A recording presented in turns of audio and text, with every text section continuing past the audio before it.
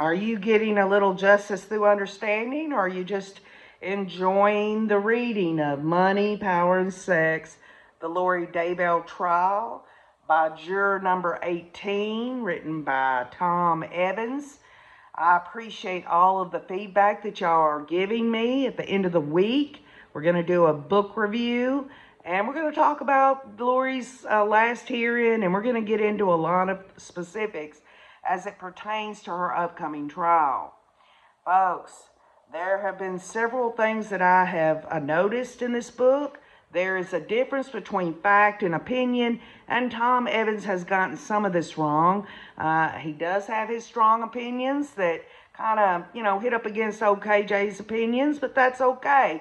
Everyone has a right to think and feel and be and have an opinion about anything. But the bottom line is I'm getting good comments, and I hope you'll keep them coming.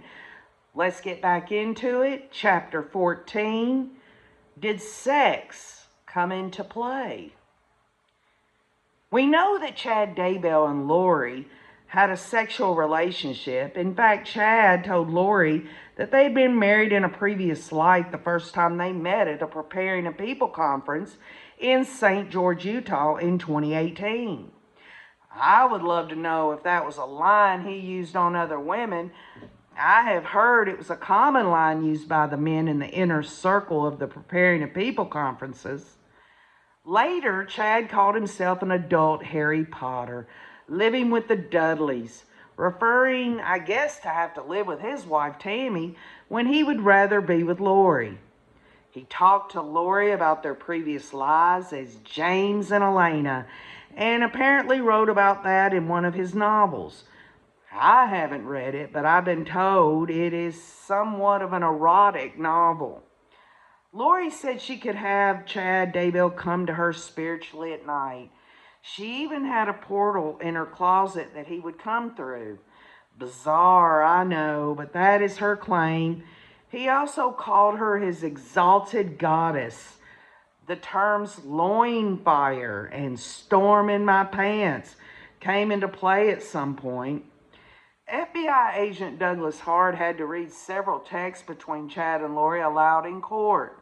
Here's what some of the texts say. Chad says, "I need you so badly to just gently kiss you for hours. It would likely lead to other activities." And Lori would say, "Likely or luckily?" And Chad would say, "It would lead to nakedness."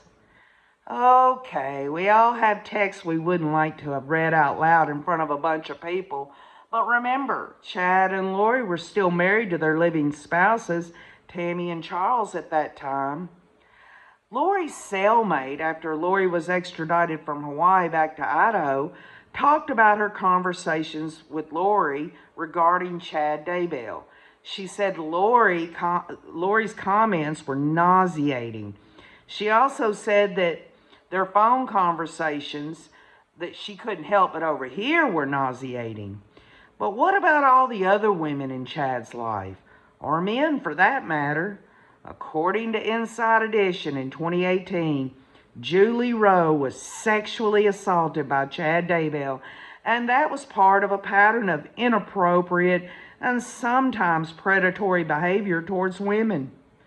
Julie Rowe is an author and published books with Chad between 2014 and 2017. She also claimed to have had a near-death experience. She says Chad forcibly kissed her, got on top of her, and while they were clothed, rubbed his genitals against her body. Eric Smith, the Idaho-based author, who at one time was Chad Daybell's friend, believes Chad used his spiritual knowledge and gifts to lure women in. According to Edition Digital, Chad Daybell used this ability he had to present himself as a real pious person with humility like a guru. Chad was using this doctrine to groom women, to get them to do something they normally wouldn't do, or in other words, give up their creative power to him for his own gain. He was no longer following the Creator's plan of agency, but he was trying to get women to do things that would give him more power. In the Mormon faith, agency is the ability and privilege God gives us to choose and act for ourselves. Smith went on to say he attended meetings with Chad at people's houses. It would usually be a small group of women. According to Inside Edition, Smith said he had been to several small events in the Rexburg area with Chad Daybell, and at one of the small events, the women wanted to talk about polygamy. Smith said they were interested in the fringe ideas that were inappropriate and divisive for families.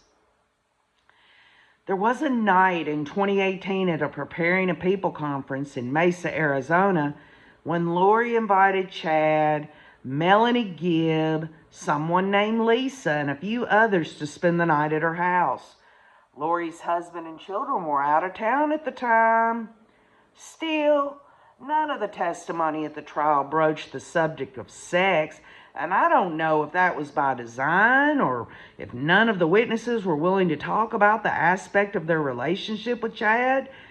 It could be that the prosecution might have had trouble getting some of the witnesses to testify about those details.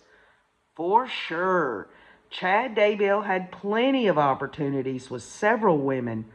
According to Detective Hermosillo's testimony in court, Chad did lie about knowing Lori, now Daybell, to the police in Rexburg when they first questioned him outside of Lori's apartment. This was after they became concerned about the whereabouts of Tylee and JJ. He acted like he barely knew who she was, in spite of the fact that they had just been married. Could that be an indication that Chad Daybell was used to lying about his relationships with women? There have been questions about whether Chad was trying to get Tammy to agree to allow him to enter into a polygamous lifestyle. One thought is that she didn't go along with it, and that is why he had to kill her. Why are some women attracted to a man like Chad Daybell? Do they see him as a powerful person, and are they attracted to that? According to clinical psychologist Dr. Marianne Brandon, quote, "Women are evolutionarily designed to desire men in powerful positions. That's because, from an evolutionary perspective, power means that a man can offer a safe, secure home life for her and have the resources to better meet their children's needs. Thus, offspring have a better chance of surviving and thriving into adulthood and ultimately continue to pass their DNA on to the next generation," unquote. In addition, women are also socially conditioned for this, particularly in a male-dominated patriarchal society such as Mormonism. Okay, I know that is overgeneralizing and certainly doesn't describe all women, but it does help to explain why some women are attracted to men who they see as being in a position of power. Also, some men are more than willing to exploit vulnerable women, especially cult leaders. I've read enough about the prepper conventions to have this question. Could the conventions have been a way for Mormon men and women to allow themselves to explore sex with partners who were not their spouses, and to excuse themselves for it because they were part of something that was bigger than or above the teachings of the Mormon Church?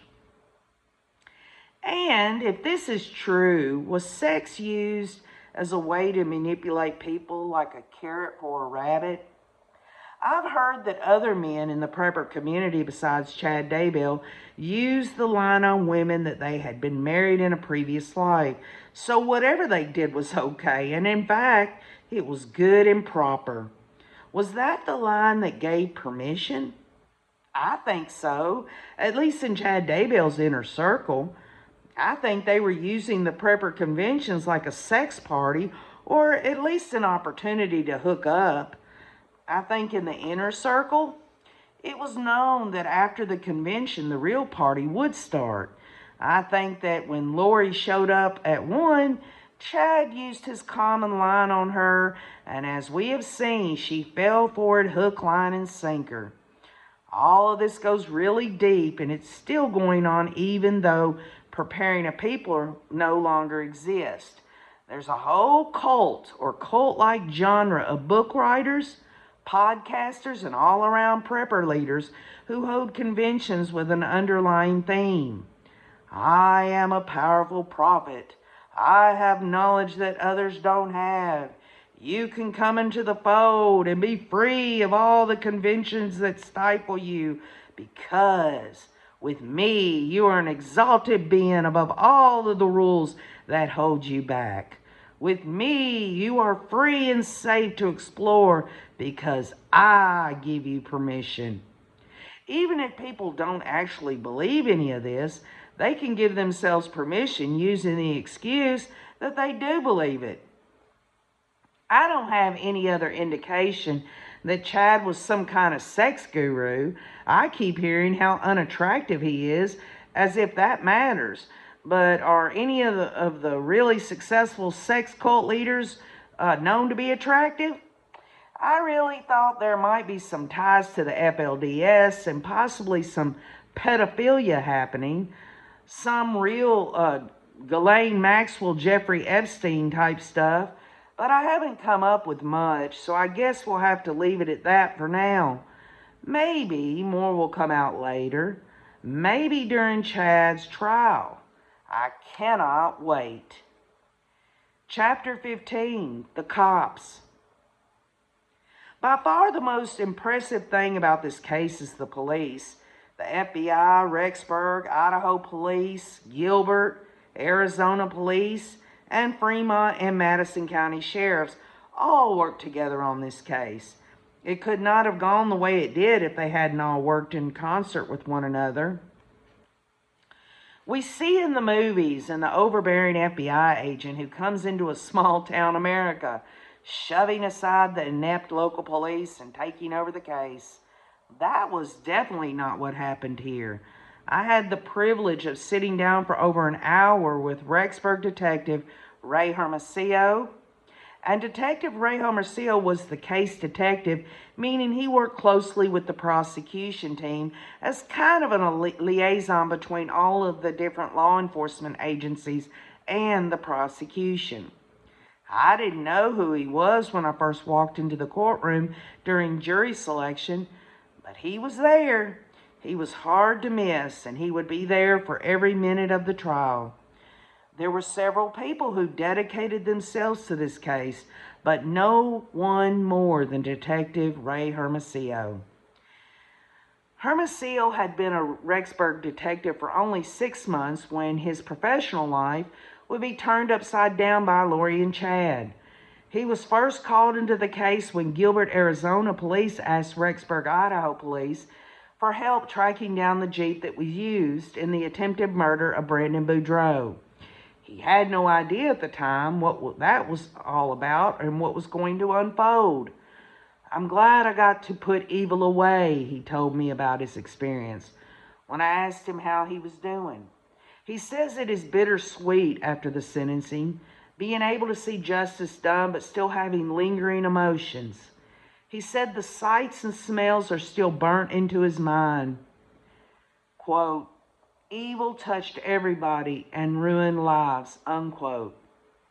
He wasn't able to answer some of my questions because of Chad's trial that hasn't happened yet, but we did have a great conversation and some of my questions were answered.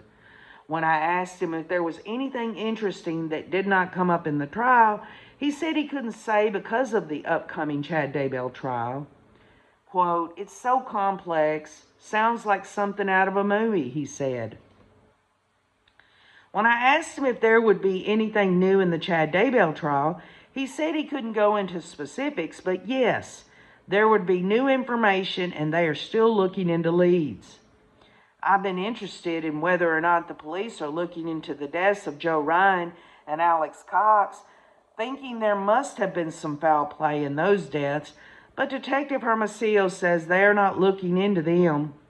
My own thought is that if they are not looking into them, it may be just because they have nothing solid to go on. No real evidence pointing to murder. When the Rexburg police started questioning Lori Daybell, they initially had hoped that the children were hidden away in a bunker or something. It makes sense since Lori and Chad were preppers. It wasn't until Lori was given a court order to produce the children and she refused to comply or even respond that the police began to suspect the children might already be dead. I asked him if he thought anyone else was involved with the murders. Would anyone else be charged with crimes? I was thinking mostly of Melody Pulowski and Zulema, but he said he didn't think so. I didn't really get an answer when I asked if he thought anyone else knew JJ and Tylee were dead. He did answer yes when I asked if he thought it was Alex who shot at Tammy. I asked if the police had looked for shell casings or stray bullets, and he explained that they hadn't considered it an attempted shooting until 6 months later when more evidence came in. By the time they realized it was a real gun and not a paintball gun, a lot of time had passed. They did go back and look for evidence, shell casings and bullets, but it was too late. He talked a little bit about the jury. I hadn't realized during the trial how much we were being scrutinized. He said they were constantly trying to read the emotions on jurors' faces, but for the most part, we were pretty straight-faced. He did see a few heads shake during certain testimony, and of course there was some tears at times. One of the biggest questions I have had during and since the trial is whether Lori is crazy or whether or not she believes what she says. Detective Hermosillo said, "I don't think Lori is crazy. She chooses to believe this stuff. But if you believe you're done nothing wrong, then why are you hiding?" He says she did know what she did, and she did believe her own BS that she had to cast out zombies. He says that she went down a rabbit hole of twisting and molding scriptures. The most intriguing answer I got was when I asked Detective Hermosillo this question: "Do you think it was Alex seen entering Lori's storage unit on the video? It seems like some people think it was someone else, indicating that someone else might have been involved." We had been shown a video in court of someone entering the storage unit that had been rented to Lori. In the video, we could only see the back of what appeared to be a man, but there was no way to tell who it was. She had apparently used her name from a previous marriage to Joe Ryan when renting the unit. I make the assumption that she did that to throw the police off. That didn't work for a second, of course, but it points to how naive she was when it came to the investigative powers that would come into this case. Anyway, Detective Hermosillo answered, "I know who it is, but can't answer." Interesting. Whoever it was, he was directly involved with the attempted shooting of Tammy and had knowledge of the contents of the storage unit. Guns, Tylee and JJ's belongings, the camo gear worn by the shooter, and more. I guess we'll have to wait and hope to get the answer at Chad Daybell's trial. When asked how he felt about Lori not getting a death sentence, he said he was torn. He initially wanted her to be sentenced to death because no punishment could possibly be enough, but as he thought about it, he realized life in prison might end up being more just. He says that Lori had said she would rather die. She welcomes her death. He thinks she's afraid of being in prison and what might happen to her there. Not only will she be subjected to her fellow inmates and what they may have in store for a mother who murdered her own children, but he hopes that she will be confronted with the truth, that at some point the reality of what she did will come to her, and that would be justice for her. I asked him what he was thinking when Judge Boyce was making his statement leading up to the sentencing. I thought he would have been as nervous as I was listening to the portion of his statement where Judge Boyce was talking about what a model citizen Lori had been right up until she murdered Tammy, Tylee, and JJ. She had no record of any kind. He talked about how unusual that was, and it sounded for a minute like he might use that as a reason to go easy on her. Apparently, though, Detective Hermosillo and all the other police officers involved had looked into Judge Boyce's prior sentencings and found that he had always been very methodical, going through his thought processes leading up to the sentence he felt was most just. And in the past, his sentencing had been pretty severe. Still, they had so much invested, it must have been on pins and needles. At this point in my interview with Detective Hermosillo, I quit asking questions and just let the conversation go where it would go. I wanted to give him the opportunity to say whatever it might be that he would want to say, and I wasn't surprised to find that he did have some things to say. He first wanted me to thank the rest of the jury on his own behalf and the behalf of the entire law enforcement team involved in the case. He truly is thankful for the citizens who went through what we had to go through. The jurors, on the other hand, couldn't have been more impressed with the hard work and dedication on the part of the whole team of police, FBI, and the prosecution, even the defense. In other words, we were proud to see the system at its best.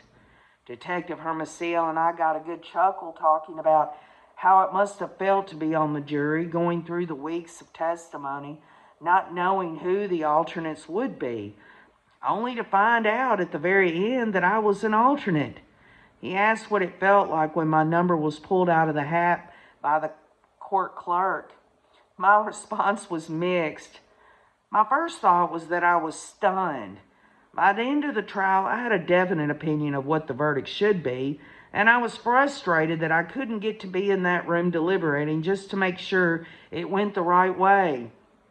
My second thought was that I was a free man. For 7 weeks, I'd been living nothing but this trial.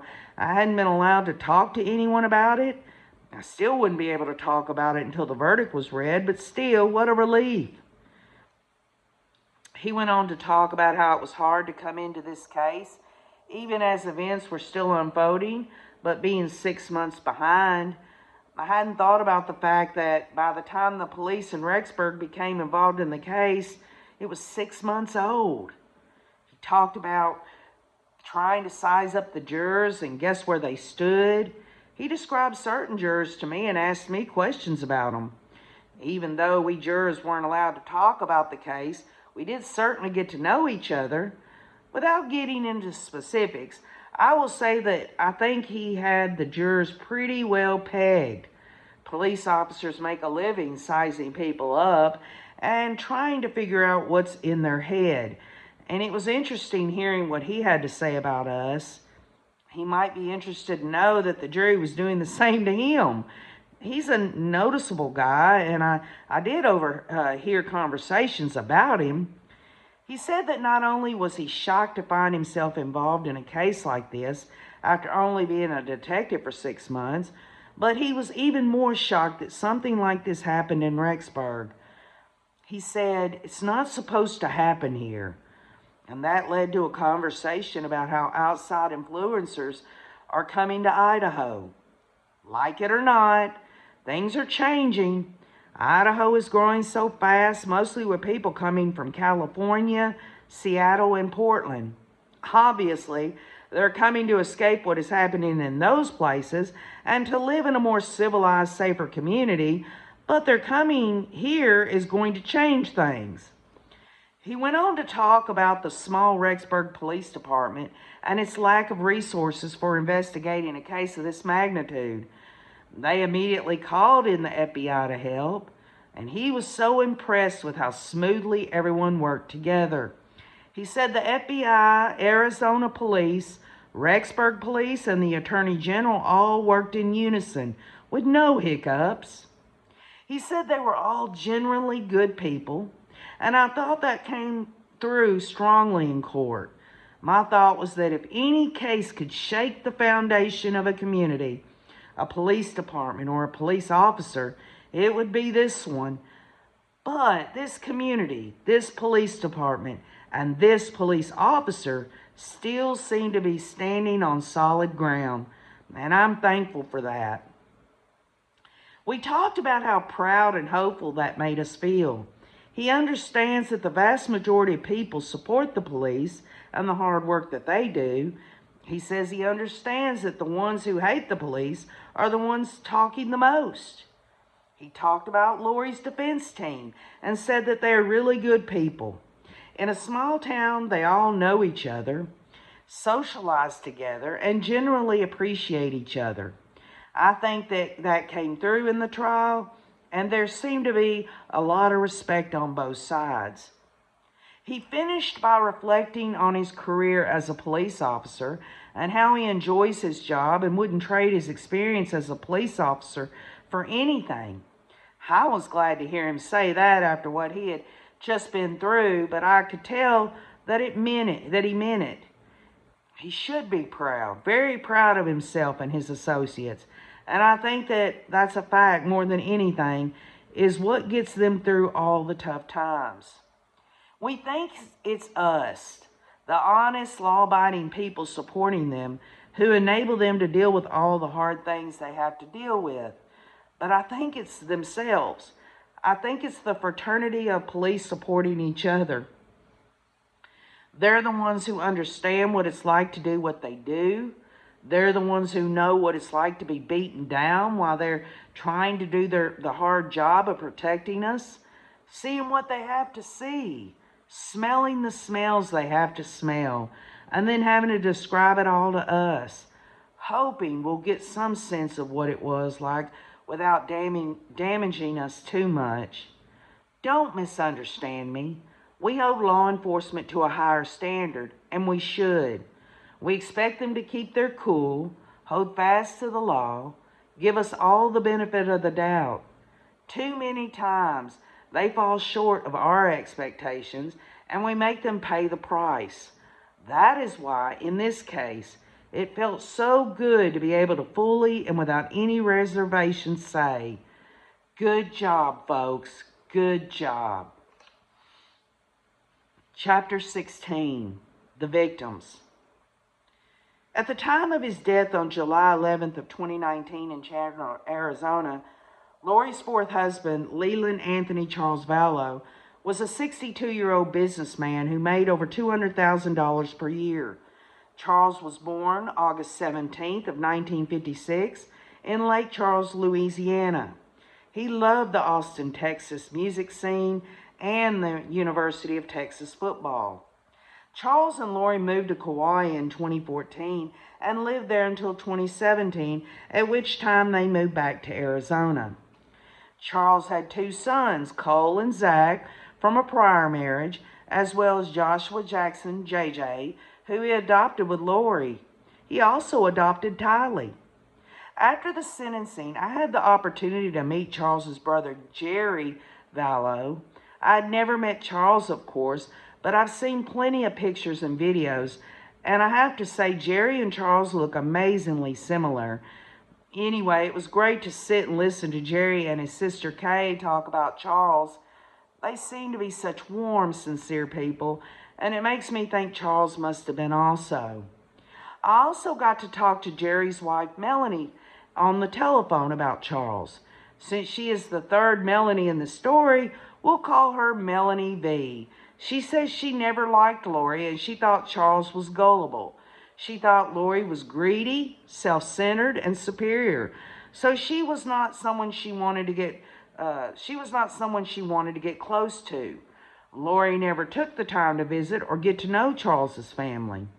Melanie V met Lori's father one time, and his first words to her were, "You're not Catholic, are you?" She says he was hyper-religious and weird. Melanie V tells about how Charles helped Lori get an attorney to help with her custody battle with ex-husband Joe Ryan. Melanie V thought Charles was being gullible, and she didn't believe the things Lori was saying about Joe. She said, "You know, she's lying to you, Charles." That upset Charles, and he was shocked that she would say that. Charles was so gentle and Lori was so good at playing the victim. When Melanie B and Jerry confronted Charles and asked if he really believed that Joe did the things Lori was accusing him of, Charles replied, no, he didn't believe it. And Jerry asked, why couldn't you have married a normal woman? But Jerry said Charles was so in love with her, he was in denial and just supported her no matter what. Melanie V says she thinks Chad is a Jim Jones wannabe and the catalyst in his and Lori's actions. Since more than 900 of Jim Jones's closest followers drank the Kool-Aid and died from it, I can't understand how anyone would want to be like him, but I think she's right.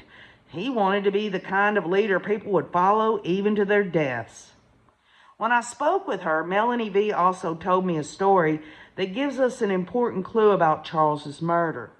She said that she and Jerry went to Charles's apartment shortly after the murder and found that it had been cleared out of anything of value. Charles had several expensive watches that he was really proud of, and the watches and other things were missing. She thinks Lori had gone to the apartment and taken the items and sold them.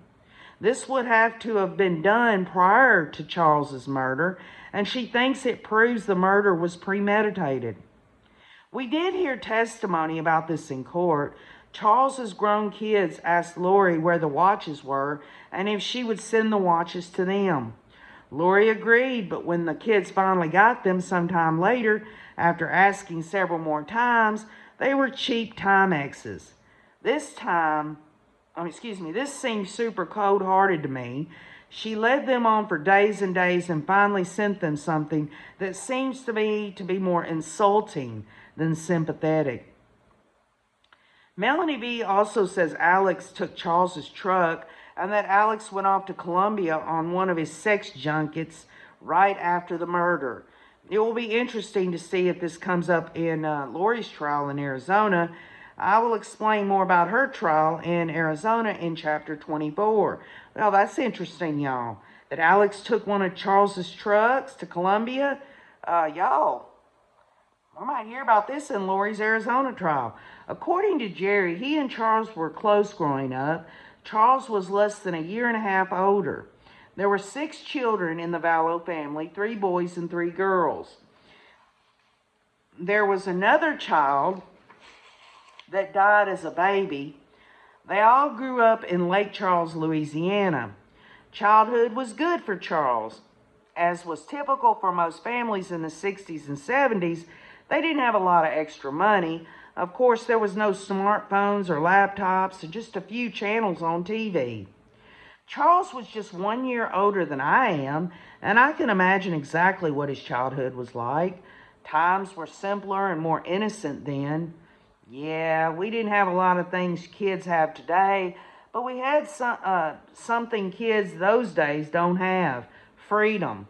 And I wouldn't trade freedom for all the gadgets and comforts in the world.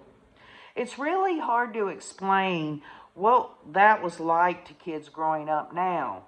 Yeah, I can talk about it, I can describe it, but I can't give them the sense of excitement, security, and the fun we had. Days were filled with wiffle ball, baseball, and swimming in the summer, football in the street, and basketball in the driveway the rest of the year. We would ride our bikes for miles exploring. I think our moms thought we were riding around the neighborhood, but we could have been anywhere. We didn't have helmets or knee pads, but what we did have was a sense of invincibility based on toughness, independence, and a sense that our group of friends was bigger, stronger, and tougher than anyone or anything we might encounter. On summer evenings, everyone would come outside after dinner. No one had air conditioning, and it felt great to get out of the hot house and into the cooler air as the sun went down.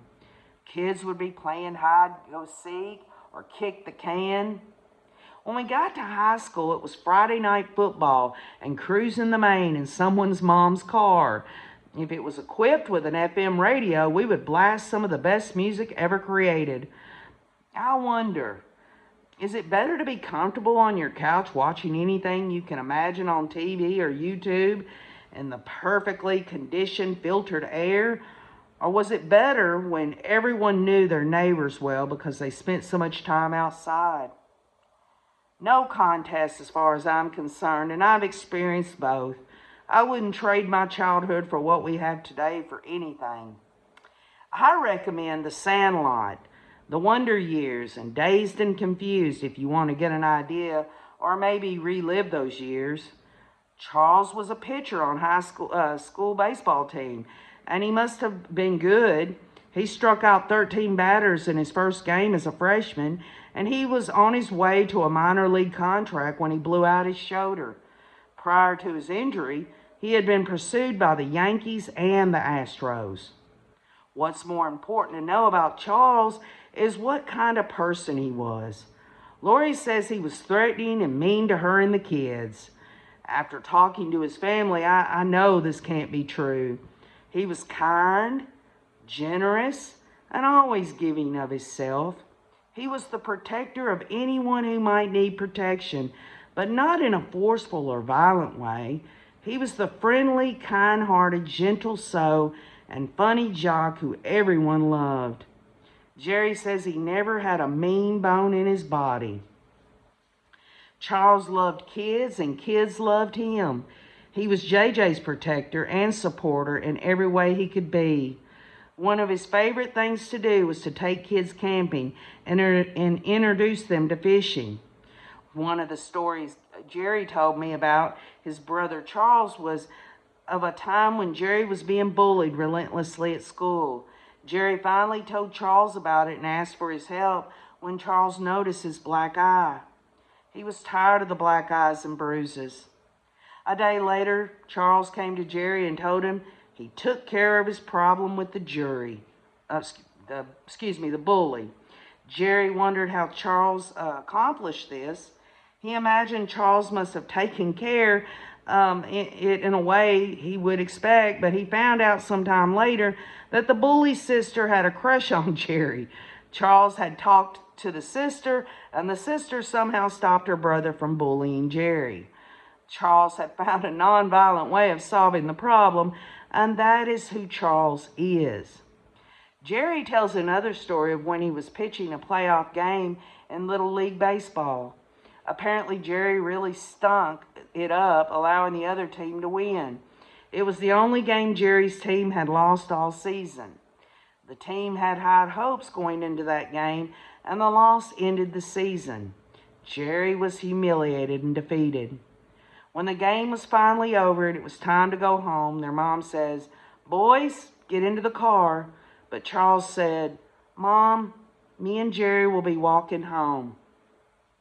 On the walk home, as they threw rocks and kicked cans down the street, Charles consoled Jerry, telling him of a quote he had heard saying something like, "It's better to have played and lost than never to have played." Jerry says it didn't really help at the time, but he did appreciate the fact that his brother, who he looked up to, took the time to try, and that did make him feel better. Jerry tells these stories much better than I do in his southern drawl, but you get the idea.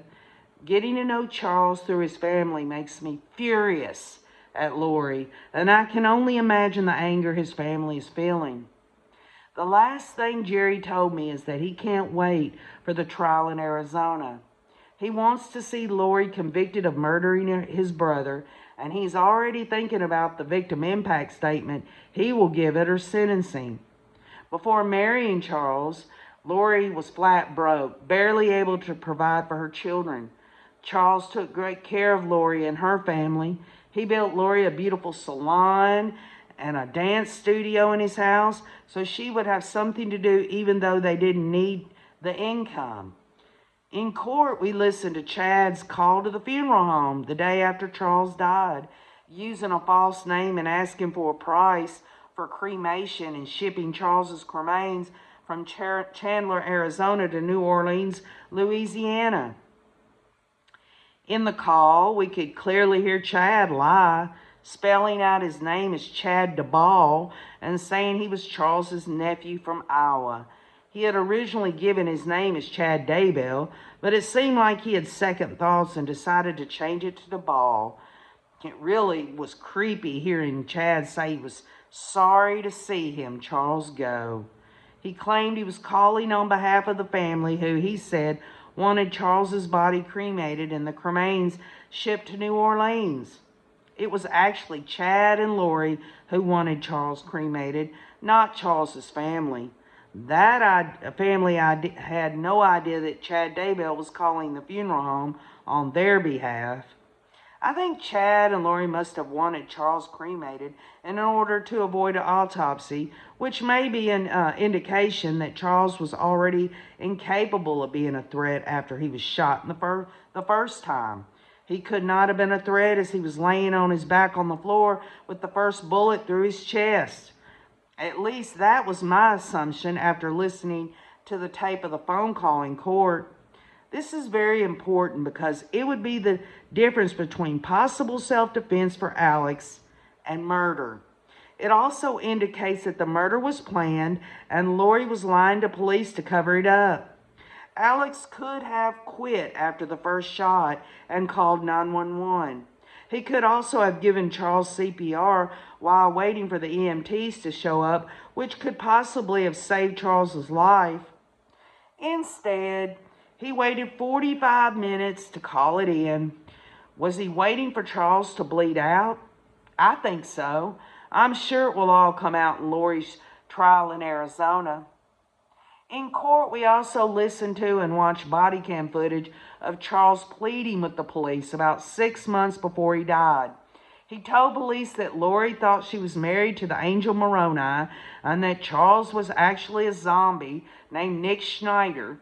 She had said the only way to save him, Charles, was to murder him. It was very sad to watch him plead with the police.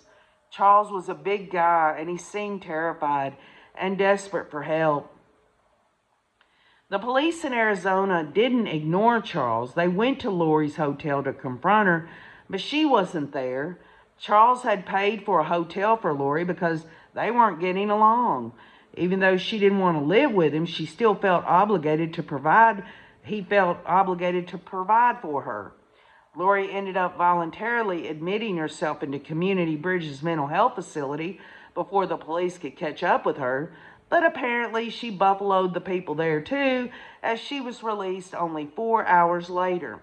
She told people there that Charles was cheating on her and abusive to her and her children, and really sounded sincere as she justified her actions to them.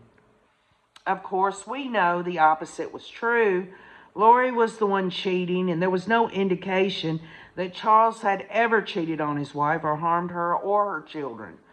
Detective Nathan Duncan of the Chandler, Arizona Police Department testified about Charles, and it was extremely revealing in terms of how far Lori and Chad were willing to go and what lies they were willing to tell to get what they wanted. They had no remorse or regard for anyone else whatsoever. Detective Duncan was able to access Chad and Lori's email accounts.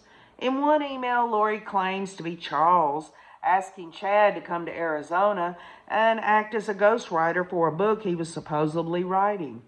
It was an obvious ploy to give Chad an excuse to come to Arizona to see Lori without Chad Daybell's wife Tammy knowing the truth. It was extremely interesting to learn how police gained access to texts and emails associated with Chad and Lori. The Daybells had used 9 burner phones, thinking police wouldn't be able to track them. The use of even one burner phone is typically evidence of guilt, let alone 9. It was very much over my head listening to how that was done, but the gist of it was that the police were able to subpoena the text messages from the phone server, and messages are stored by the phone server on the cloud, where the police could access them. If someone using a burner phone and access their email or anything else in the cloud, the information in the burner phone could be retrieved by the police once they had the warrant. Once they conclude a phone has been used by one of the two, they could access all the content. And there was a ton of content. Police had to go through it all to find texts and emails pertinent to the case. They had to have spent hundreds, if not thousands of hours doing this. We were presented with hours and hours of it in court, and they said it was just a very small percentage. Also, Lori had several email accounts using different names, and they had to find them all and prove they belonged to her. It was sometimes monotonous, but also very interesting testimony. It also revealed how naive Lori and Chad were to the powers of the police to find the evidence they needed. Or they just thought they were smarter than the police. I thought to myself that anyone would have made the same mistakes. I was completely unaware that they could do these things. They used cell towers to triangulate and find out where Alex was and exactly when he was there. This is how they found the location of JJ and Tylee's graves. They found that Alex was at the pond under the tree in Chad's backyard. Some of the email accounts Lori used were LoriForStyle@iCloud.com and LollyTimeForever@gmail.com. We know Lori was into fashion, hairstyles, clothes, etc., and that her sister who died as a baby was Lolly. Detective Duncan also gained access to Lori Vallow's texts between her and her then husband Charles. In Charles's text to Lori, you can hear him pleading with her and trying to make sense of what she was doing. Lori was not only took his life, but she put him through hell before finally murdering him. This was the man who literally saved her and her children from poverty and gave them all a great life, a beautiful home, good schools, and everything they might need. According to the accounts, they were extremely well provided for by Charles.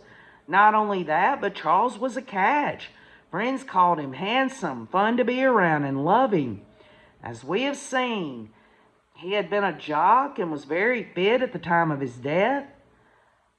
Before allegedly brutally murdering Charles, Lori drained his business account, locked him out of his home, canceled his return flight, and took his vehicle out of the airport parking lot while Charles was on a business trip. She went on to accuse him of cheating on her and being abusive, an accusation countered by Kobe Ryan's testimony. It's unclear to me why she did this. It's usually some ego injury that causes a narcissist to do something like this, but I don't know what Charles might have had done to her. It looks like he did absolutely nothing, so maybe it was just her plan to hurt him. On the witness stand, Kobe said Charles was the only real father he had ever had, and that Charles was good to him, treating him like his own son.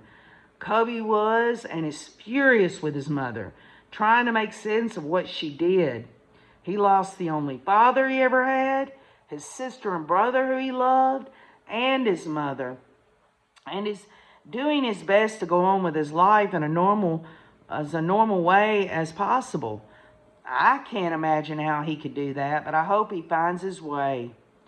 Draining his business account caused all kinds of havoc for Charles.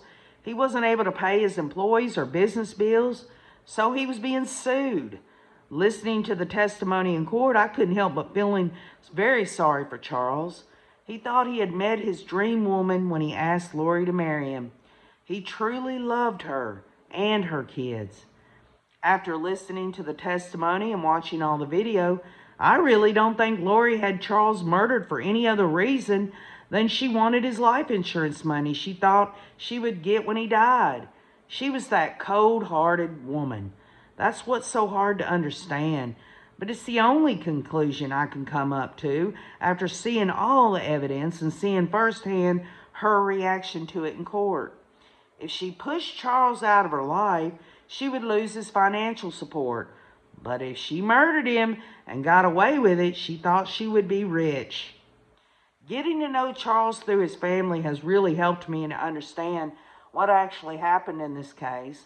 There are so many layers, so much deception, and it's extremely hard to understand. Were the victims good people? Was Charles mean to Tylee? Can we believe Kobe's testimony about Charles?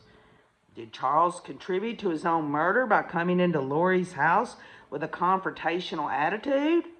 Did he provoke Alex? I wasn't sure about any of this when the trial ended. You know the saying, it takes two? Well, I'm sure now that Charles came into Lori's house just to pick up JJ. Possibly he was excited to see Lori and maybe still hoping for a chance to reconcile their relationship. I don't believe he did anything to excuse what Alex and Lori did to him, and I don't think he had any idea of the danger he was walking into. I don't think he knew Alex would be there. I think he was bushwhacked, as they used to say it. After talking to Charles's brother Jerry and others who were close to Charles, I now better understand Charles's relationship with Tylee, which in turn helps me to understand Tylee. Charles was a great father to Tylee. He provided a good, stable home for her. He loved her as if she was his own daughter. He even helped her buy her Jeep. But what about Chad? Was he so cold-hearted? Would he murder his spouse just for his own selfish reasons? He absolutely was. So somehow those two unbelievably selfish, narcissistic human beings found each other. There have been numerous couples in the past, according to an article in The Next Luxury by Tobias Hand. There had been several serial killer couples who have bonded over their love of torture and murder. It was Christmas Eve 1995 in Ontario, Canada. Tammy Homolka, don't confuse her with Tammy Daybell, was enjoying the eggnog and rum with her sister Carla and Carla's husband, Paul Bernardo. They were feeding her. Upstairs, Tammy and Carla's parents were hosting a dinner party. Tammy was a student at the Sir Winston Churchill Secondary School, where she played soccer and ran on track team. She was just a week away from her 16th birthday. Carla and Paul were a very good-looking couple. Tammy was enjoying the attention of the popular pair and feeling a little naughty drinking the alcohol. Little did she know that her sister and her sister's husband had laced her drink with Valium.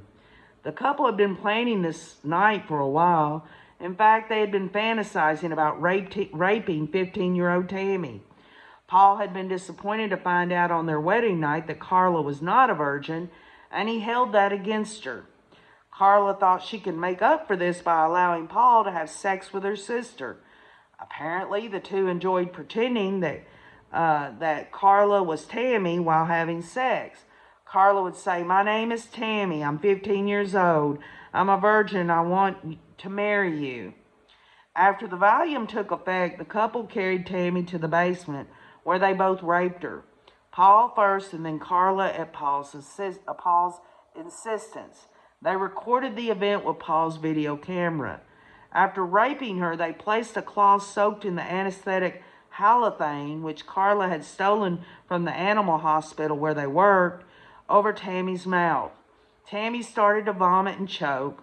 The couple called 911, but they were too late. Tammy suffocated to death at the hands of her older sister and her brother-in-law.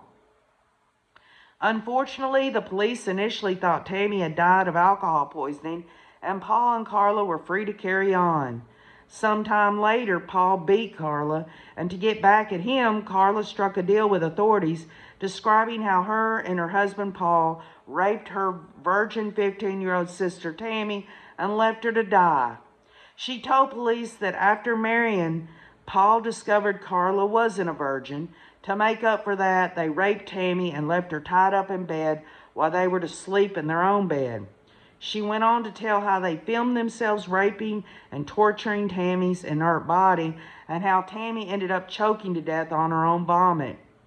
After they brutally raped and murdered Tammy, and before Carla went to the police, the couple went on to repeat their grotesque actions twice, killing 15-year-old Leslie Mahaffey and 15-year-old Christian French.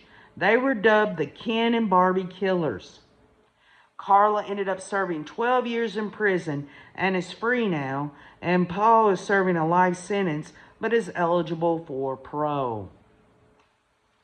Another killer couple, according to an article by Richard Stockton, Gerald and Charlene Gallego murdered at least 10 people between 1978 and 1980 in Sacramento, California. On September 11th of 1978, 17-year-old Rhonda Scheffler and 16-year-old Kippy Vaught were shopping in a Sacramento mall when they were approached by Charlene. Charlene offered them pot and lured them into her van. Once inside, the two girls were confronted by Gerald, who had a gun pointed at them. Charlene drove them into the Sierra Nevada mountains, where Gerald raped them before shooting them in the head. Rhonda and Kippy were the couple's first known rape and murder victims, but they would go on to repeat this scenario several times. Another of their victims, a 21-year-old hitchhiker named Linda Aguilar, was visibly pregnant when she was picked up by Gerald and Charlene.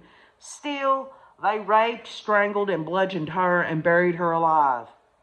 The rest of their victims would be bound, raped, and murdered, and their bodies would be dumped in remote areas of the Sierra Nevada mountains. This couple had an extremely checkered past. Gerald's father had been executed in a Mississippi prison for shooting and killing a prison guard, and Gerald had already been convicted of armed robbery before meeting Charlene. Charlene had been married twice before and had a history of crime and violence. Similarly, Alton Coleman and Deborah Brown raped and murdered their way across the country in 1984, targeting children. Coleman was executed in 2002, and Brown got 140 years.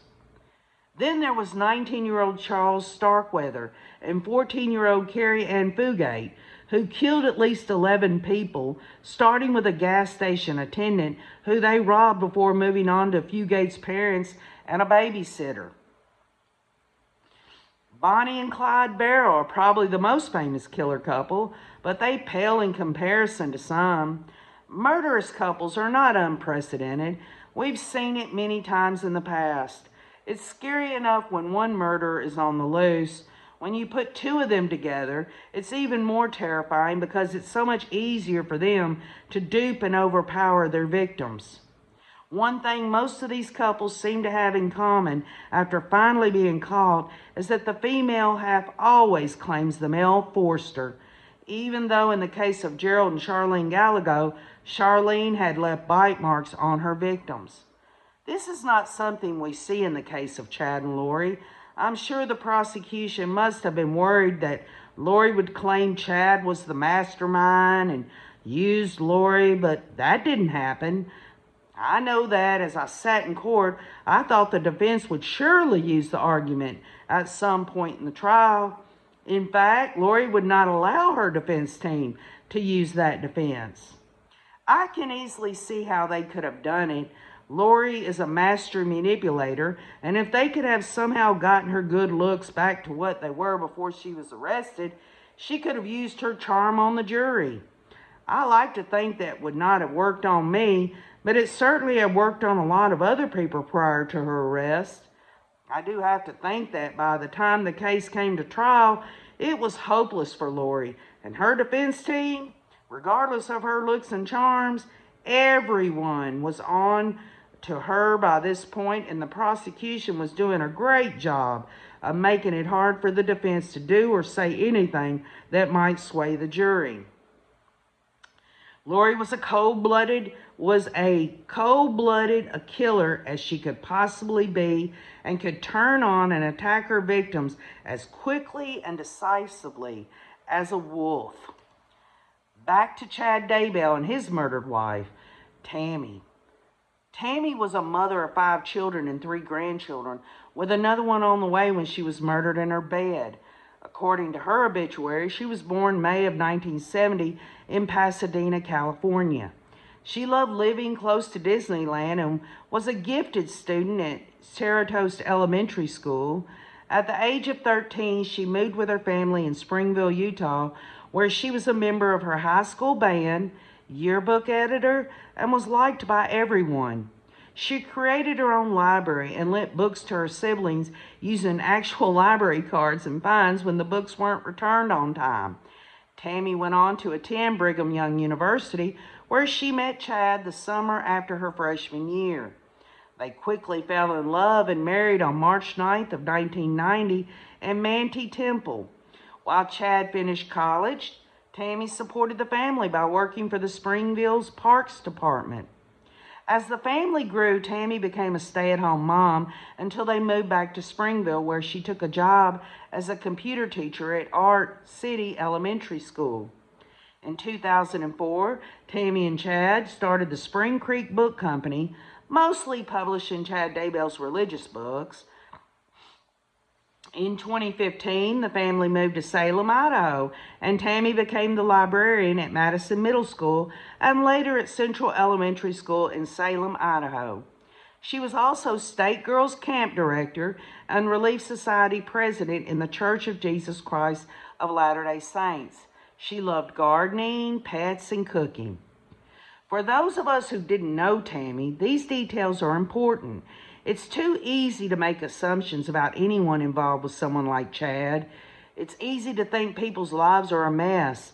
But in Tammy's case, we see a woman of value to everyone around her. She was truly loved by her family, students, co-workers, and friends. In fact, I think she was so good-hearted that she didn't see her murder by her husband coming at all. She even thought that Alex, wearing a mask and camo gear and shooting at her practically point blank with a semi-automatic rifle, had just been a kid pranking her with a paintball gun. I don't think she ever did think anything different. Sadly, maybe the truth was just too terrifying for her to acknowledge. It was dark, and Tammy had just come home from shopping. She had parked her car in the driveway, gotten out, and was in the process of getting bags of groceries out of the back seat when a man approached her wearing a mask and camo gear. The man shot at her from close range 2 times. The rifle wouldn't have sounded loud like a normal rifle because it was equipped with a suppressor. According to what she told police following the incident, she thought it had been a paintball gun. Still, it must have been terrifying for her. But how could Alex have missed at such a close range, less than a car length away? Did he chicken out and miss on purpose? Or was he just a terrible shot? We'll never know. It must have been a horrible shock to her waking up after going to bed feeling safe at home with her husband to find herself being smothered to death. Also, how many people were involved in Tammy's murder? According to her husband, Chad, she had died in her sleep in bed. He claimed she had been sick the night before, and he woke up shocked and distraught to find her dead in their bed. It seems to me, listening to the medical examiner describe the bruising on Tammy's exhumed body, that there would have been more bruising. She would have put up more of a fight. The only way I can see that she had so little bruising would have been that she was being held down by someone while someone else was holding whatever it was they used to asphyxiate her over her face. So at least 2 people, and I would think more likely 2 people holding her while another person asphyxiated her. Who was there? Another question we'll never get the answer to, but it makes me extremely suspicious of the other characters involved with Chad Daybell's cult. Also, even though Tammy supported her husband Chad's book writing career, and his books were all about the end of days and the second coming of Christ, it doesn't seem like she was actually part of his cult. She isn't mentioned as being involved in the podcast or the casting out of spirits. Tammy was simply a good wife, mother, grandmother, co-worker, and teacher of children. She was a good Mormon. She did not deserve in any way that would happen to her. She should have been cherished and protected by her husband. She earned that and deserved it. In her way, she is as innocent as Tylee and JJ. To me, Tylee is the saddest character in this story. Tylee was a 16-year-old girl just getting started in life. She was born September 24th of 2002 in Phoenix, Arizona, to parents Joseph and Lori Ryan, and died on September 8th of 2019 in Rexburg, Idaho. She was simply a teenage girl doing the typical things a teenage girl would be doing, probably looking forward to her upcoming birthday. Beyond that, she was her brother JJ's protector and caregiver. As we know, JJ was a young boy with severe autism and was a handful to say the least. Sister Tylee was always there for him and truly loved taking care of him. She truly loved his energy and his antics. In fact, it seems like JJ's mom, Lori, was self-absorbed and not as involved with JJ as a mom should have been, so Tylee was a blessing. According to people close to Tylee, she didn't want to move to Idaho and leave her life in Arizona, but she did so to stay with JJ. It was hard for Tylee to maintain friends because she was moved around a lot. She did have one good friend who tried to stay in contact with Tylee after she moved to Idaho. This friend, who I won't name here, tried to text Tylee and got only strange short texts in return. We were shown these texts in court, and I thought they were pretty damning considering Lori had been insisting she knew where the kids were and they were okay. It turns out that Tylee was already dead and buried, and the replies the friend was getting was most likely from Lori using Tylee's phone and pretending to be Tylee. Someone had to have sent them, and Lori was the one who had Tylee's phone. Stepfather Charles Vallow had helped Tylee to buy a Jeep, which we were told she loved. Tylee made the payments on the Jeep with the money she got from the Social Security death benefits from her father, Joe Ryan. It turns out that it was the same Jeep Alex drove to Arizona and used in the attempted shooting of Brandon Boudreaux. This, of course, is after he had murdered Tylee. We were shown pictures of the Jeep in court, and we also were shown pictures of Lori and a man the police think was Alex at Lori Daybell's storage unit around the time of the attempted murder of Brandon. The police had found guns, camo gear, face mask, and the spare tire from the Jeep, among other things in the storage unit. Lori had used the name Lori Ryan when renting the unit, and the police found a receipt in Lori's apartment for the storage unit and got a warrant to search it. I think this is indicative of how stupid and arrogant Lori was. How could she not think the police would find the receipt and would not find the receipt and search the storage unit? How could she have been so careless to leave the receipt laying around? I would have loved for her to have gotten on the stand to testify on her own behalf and answer questions like these. The last proof of life we have of Tylee was the picture taken by Lori Daybell of her, JJ, and Uncle Alex at Yellowstone on September 8th of 2019. When the police became suspicious about Tylee and JJ's whereabouts, the police kept asking Lori for proof of life since she refused to produce the children and kept saying they were safe and being protected. The police hope was that it was true, but was skeptical since she wouldn't produce anything that would prove they were still alive. What makes Tylee a sadder character than Charles, Tammy, or even JJ? I think she had an idea of what was coming. I think Lori had mentally abused her whole life. I had to think a lot about Tylee in order to come to a conclusion about her. We have the strange police video after Charles's murder where she seems so unaffected by what had happened, and she seems to support her mother's story, which she had to have known was untrue. But why would she do that? Why would she say Charles had been threatening and had forcefully taken the bat away from her? Remember, according to Tylee and Lori's account of the event to police, given right after Charles was shot by Alex, Tylee had heard Charles shouting and threatening her mom and had come out of the room with the bat to protect her. Charles then took the bat from her and turned on Alex, precipitating Alex's use of a gun to defend himself. Mentally abusing a child can be done in many ways. Imagine a baby just beginning to crawl and move around sitting on a blanket. The parent puts something attractive to the baby just off the blanket. Of course, the baby's going to try to get to the attractive thing. It could be a toy or some food. It doesn't matter. Just something the baby's going to try to get to. When the baby crawls off the blanket to get to the object, the baby is punished and put back on the blanket. The punishment could be spanking, slapping, pinching, or anything that causes pain. The baby is taught not to go after the object of his or her desire, but to stay on the blanket where it is safe. Imagine a child who is taught that anything outside of the mother-child relationship is dangerous. Imagine a child who is taught to smile and act happy, or else pain will be inflicted at some later point. This child would end up being an empty shell, only existing to serve the mother. Now, imagine years and years of this kind of conditioning, and you can imagine the effect it would have. The abuse doesn't have to be as clear as this example. It's the parent teaching the child not to explore, and that exploring is dangerous.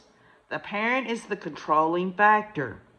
The result is that the child is fearful of the parent and will do whatever the parent wants. The child will even try to predict what the parent expects in order to avoid the punishment from the parent.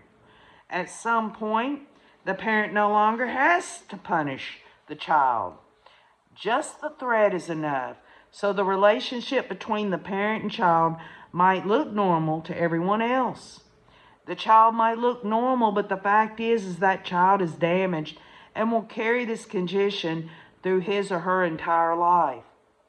This explains why we see how Tylee seemed to protect her mother.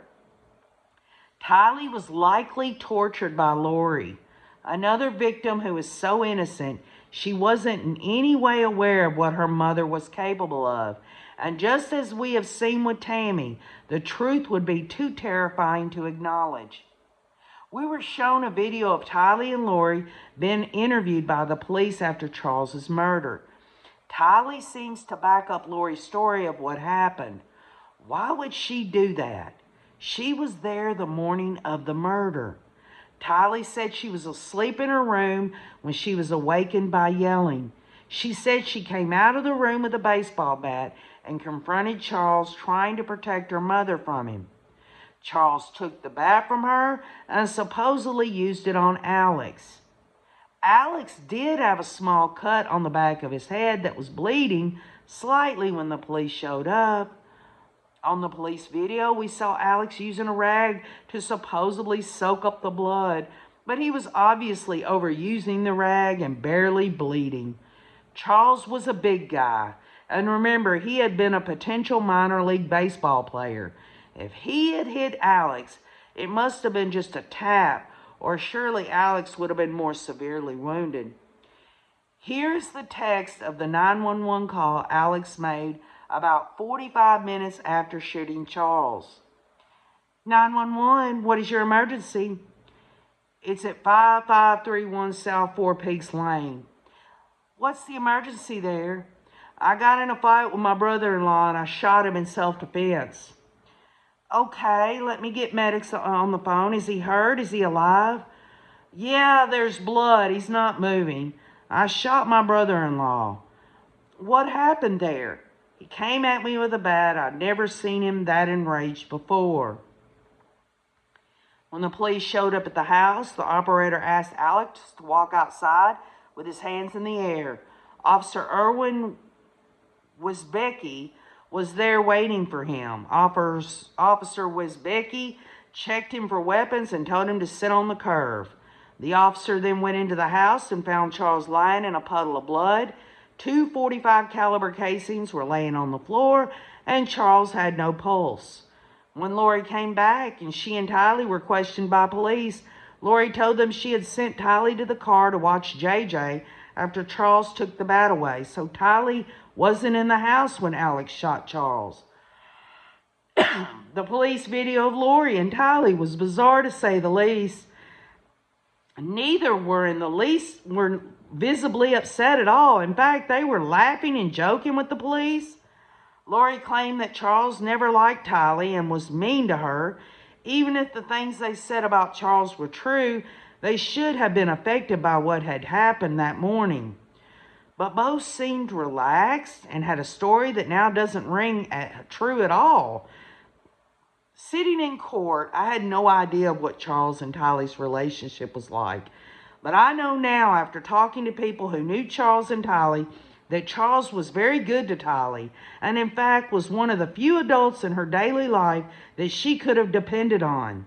She must have felt after Charles died that she was left with wolves. She must have been terrified. I've thought a lot about Tylee, and I just think that innocent 16-year-old Tylee was willing to do or say whatever Lori told her. I don't think she knew at the time that her mom was a murderer, although she must have been catching on after Charles's death. I think she was manipulated by her mom and made to think things weren't true. I think her reaction to Charles's death was practiced and rehearsed, coached by Lori. Tylee was tormented by her mom. She was 16 years old at the time of her death, a tough age. She must have struggled trying to come to terms with her mother's actions. I think she was probably beginning to be afraid of her mother and what she might be capable of. She would have been defenseless and at the mercy of her mother. All right, y'all. That's the longest of those chapters there. The next time, I'm going to finish up the book, and then we'll get to that book review on live stream. I don't know if we'll do it tomorrow or what, but just be looking. Leave your comments. I'm gathering them up. There's a reason to all this. OKJ does everything with purpose. We will get justice through understanding. You'll see. I love you all, and keep on looking.